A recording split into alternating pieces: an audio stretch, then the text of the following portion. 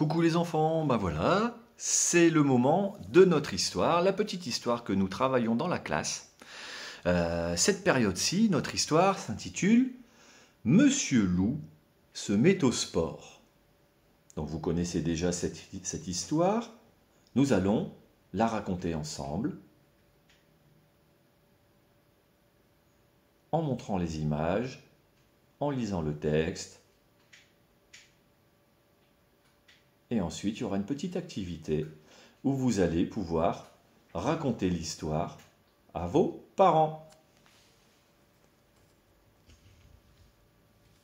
Bien, Monsieur Loup se met au sport. Mais avant tout, nous allons nous chauffer un petit peu pour la concentration.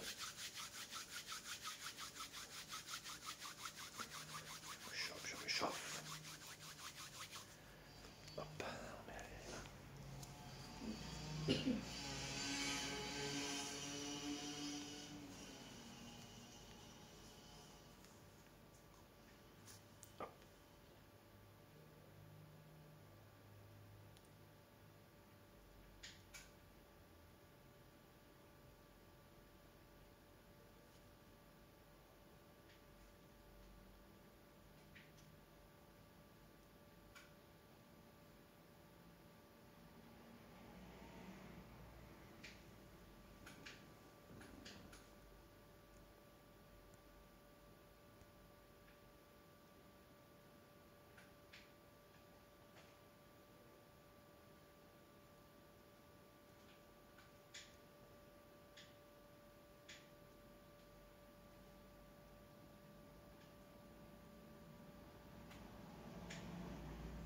Bien. T'es prêt? C'est parti. Alors, Monsieur Loup se met au sport. Attention. 1, 2, 3. Mon histoire va commencer.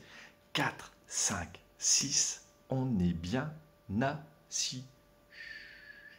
C'est parti. Monsieur Loup se met au sport. Aujourd'hui, Monsieur Loup se lève de bonne humeur. Le soleil brille. Un temps idéal pour courir après le petit chaperon rouge et les 3 petits cochons. Monsieur Loup prend le chemin de la clairière. C'est là que les petits cochons ont construit leur cabane. Donc ce matin, Monsieur Loup est très content, il fait beau, il se promène dans la forêt, il se dit, dis donc, c'est un temps idéal pour aller attraper mon déjeuner.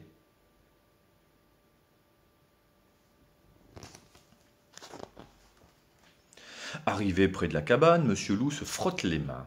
Il pense. Ces petits cochons ne sont pas très malins.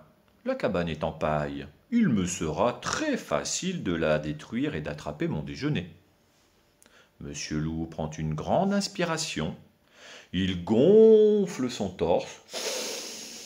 Et puis, seul un tout petit souffle sort de sa bouche.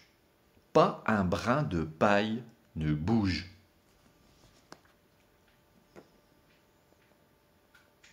Alors Monsieur Loup arrive près de la cabane des 3 petits cochons. Cette cabane est en paille. Il se dit, oh là là, ça va être facile de la détruire. En soufflant dessus, elle va s'envoler.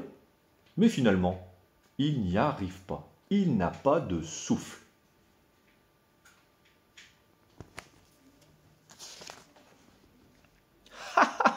Les 3 petits cochons se tordent de rire. Pire, ils se moquent. On dirait que ce n'est pas la grande forme. Tu manques de souffle, le loup. Monsieur Loup se rassure. Ces 3 petits lardons ne perdent rien pour attendre. Je ne suis pas bien réveillé, voilà tout. Donc là, clairement, les petits cochons se moquent bien de notre loup.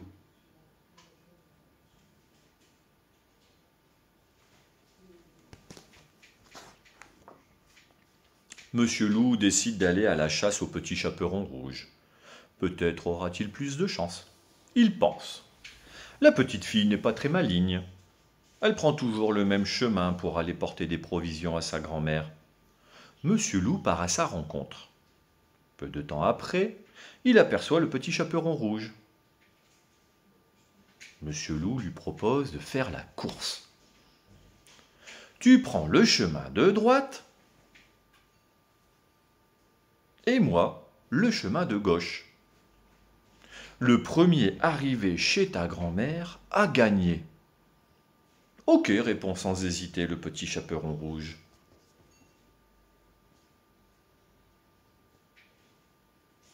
Donc ici, notre loup, qui est un roublard, propose de faire la course au petit chaperon rouge. Le petit chaperon rouge, lui, accepte, sans hésiter, le défi lancé par notre loup.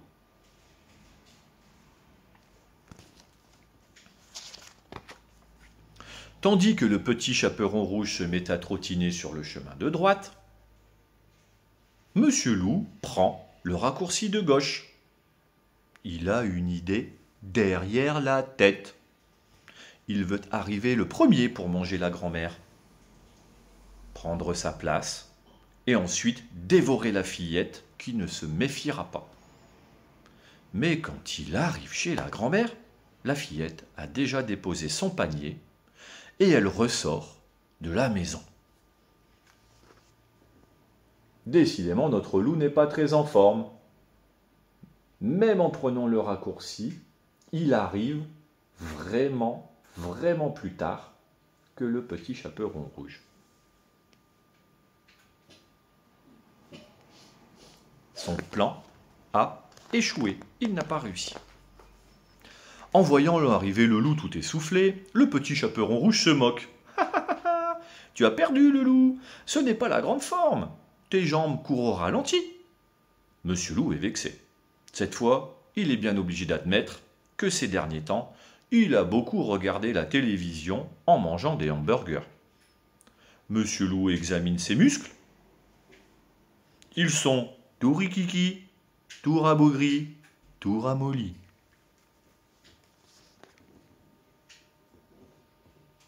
Cette fois-ci, le loup doit admettre qu'il n'est pas en forme du tout.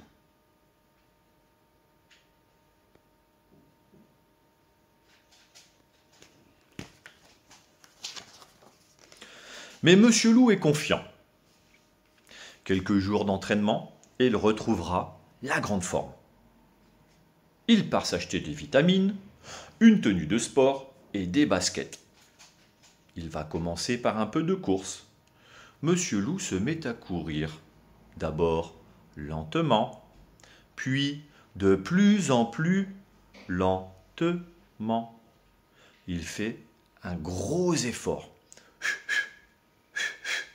Il va tout doucement. Monsieur Loup ne va pas plus vite qu'une tortue. D'ailleurs, en voilà deux qui le doublent.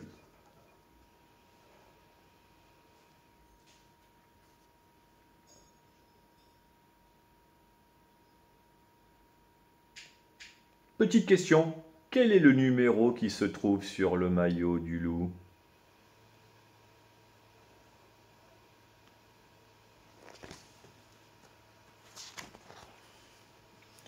Monsieur Loup ne se décourage pas. Il va faire un peu de musculation. Il attrape une branche à deux mains et essaie de se soulever. Oh, is! Oh, is! Pour se donner du courage, il imagine qu'un gros morceau de saucisse pend à quelques centimètres au-dessus de son nez. Mais rien n'y fait. Il ne décolle pas. En plus, Monsieur Loup entend ricaner derrière les buissons. Le petit chaperon rouge et les trois petits cochons se moquent de lui. C'en est trop. Monsieur Loup doit changer de plan.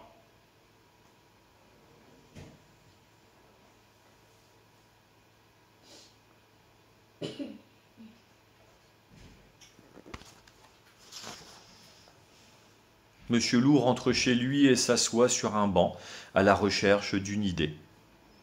Pendant qu'il réfléchit, il aperçoit ses vieilles bouées toutes dégonflées. C'est alors que lui vient une idée géniale. Aussitôt, il file regonfler ses bouées et ses brassards.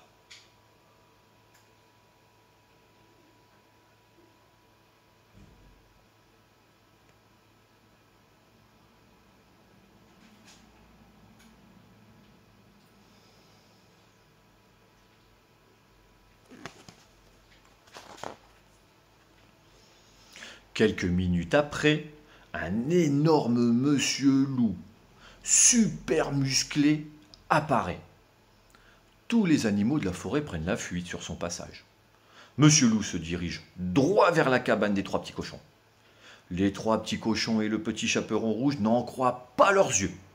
Monsieur loup va tout détruire d'un seul coup de patte et les ratatiner. Il s'approche de la cabane. Attention! Ici, un loup hyper impressionnant arrive avec la ferme intention d'attraper les trois petits cochons et le petit chaperon rouge. Tout le monde a très peur.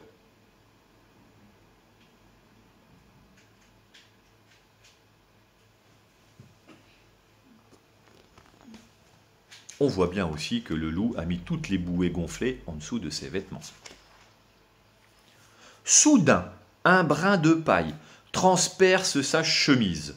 Pshhh. Les vieilles bouées se dégonflent d'un seul coup et Monsieur Loup s'envole en tournoyant dans les airs à toute vitesse. Le petit chaperon rouge et les trois petits cochons éclatent de rire. Waouh, quelle forme le loup! Ce n'est pas encore aujourd'hui qu'ils finiront dans la marmite de Monsieur Loup.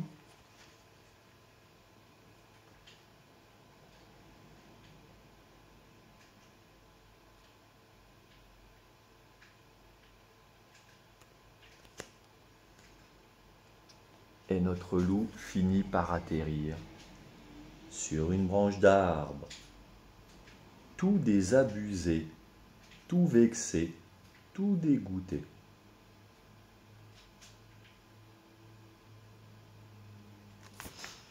Bien, les enfants, cette fois-ci, c'est à votre tour de raconter l'histoire. Donc je vais vous montrer les images et vous allez pouvoir raconter au fur et à mesure. Vous êtes prêts? Attention, c'est à vous.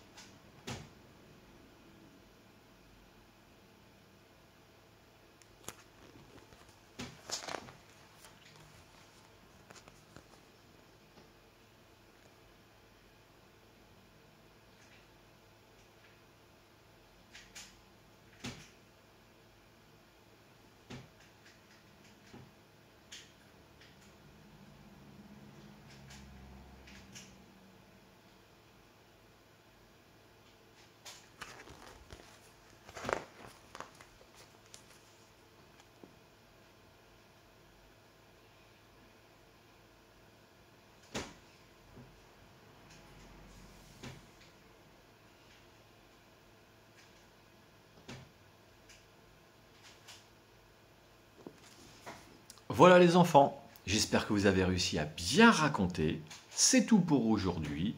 Je vous dis à bientôt les loulous et on se retrouve en classe. Au revoir.